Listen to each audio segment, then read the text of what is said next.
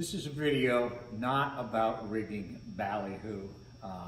There's been a million different videos put out there on YouTube and whatnot about how to prepare a Ballyhoo, how to wrap it, and how to do this and do that. I'm not going to get into that. All I'm going to do today is show you the benefits of rigging a Ballyhoo by using one of these bait springs.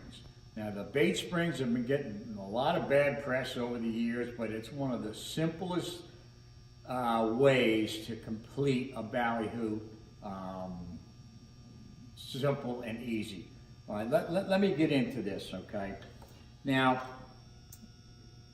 finishing off a Ballyhoo after you put your hooks in it and whatnot, there's been a lot of different methods shown, whether you're using a rubber band on a pin rig, whether you're not using a pin rig and you're just using copper wire or Manel or stainless or something like that, and wrapping through the eyes, behind the gills, or again through the eyes and then down the bill and whatnot. I mean, they're all pretty complicated and whatnot, and they're all very time consuming.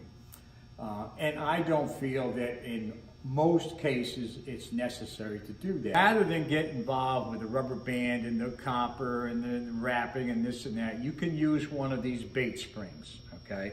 Now the bait springs are something quite simple. They come basically in two different sizes, large and small, and they're meant to go on your leader and then wrap around the nose of the Ballyhoo with the pin. All right, now let me demonstrate this. I mean, here's a couple here that I've done already. All right, if you want to come in and zoom in on this, that would be great. All right. I mean, here's three different Ballyhoo, and they're all rigged with the spring, okay? Now, they're not 100% complete, and I'll show you what you can do, once you get them rigged, okay? But let's rig one up, and let's see what happens here. All right. Now, you're going to rig and set the hook in the Ballyhoo the same way you've been doing it, over and over again. There's nothing different about that whatsoever. I mean, as I said, this is a standard pin rig. All right. Just going to lay that just like that, like you would any other rig. And you can see where the pin's going to come up through the mouth, right? Come back here. You're going to make a little hole where this hook is going to exit the bait. Just like in all the rest of them, come right up underneath the gills and the throat latch.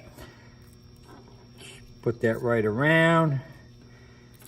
You're going to go right up with the pin, right? And you're going to break off the bill, all right? Now, at this point, normally, they'll take it, if the eyes are taken out, okay, that's fine. They're going to go through the eyes with the wire. They're going to go through behind the gill plates. They're going to go through the eyes again, around the back of the pin and so forth, okay?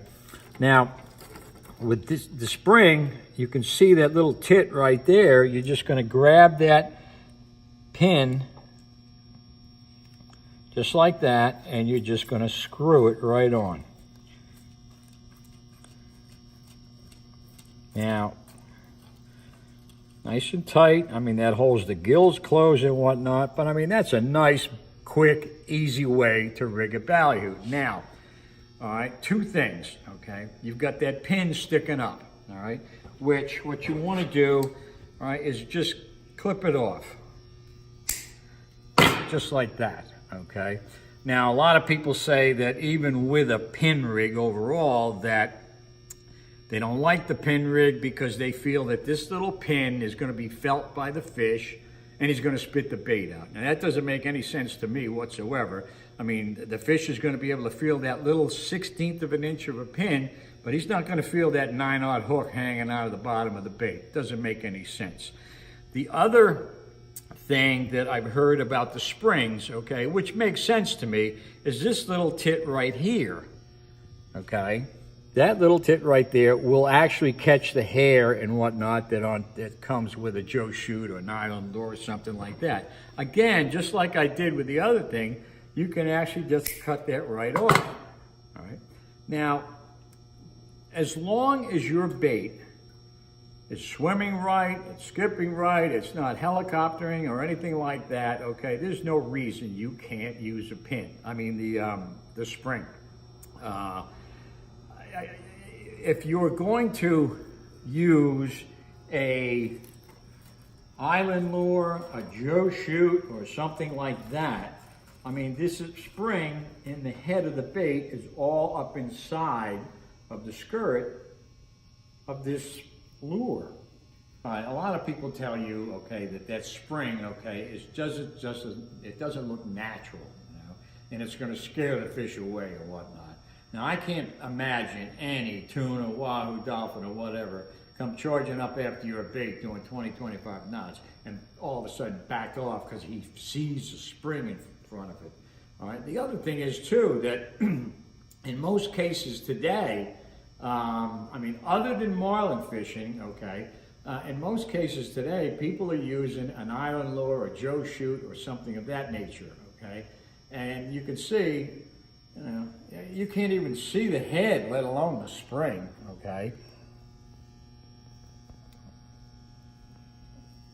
So there's no reason you can't use a spring for rigging a ballyhoo. They're quick, they're easy, they're efficient.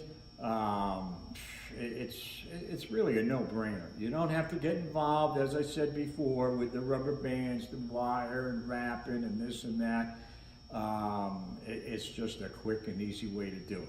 The springs have been, as I said, for years, have been getting a bad rap, but they're just so easy to use and they're extremely efficient.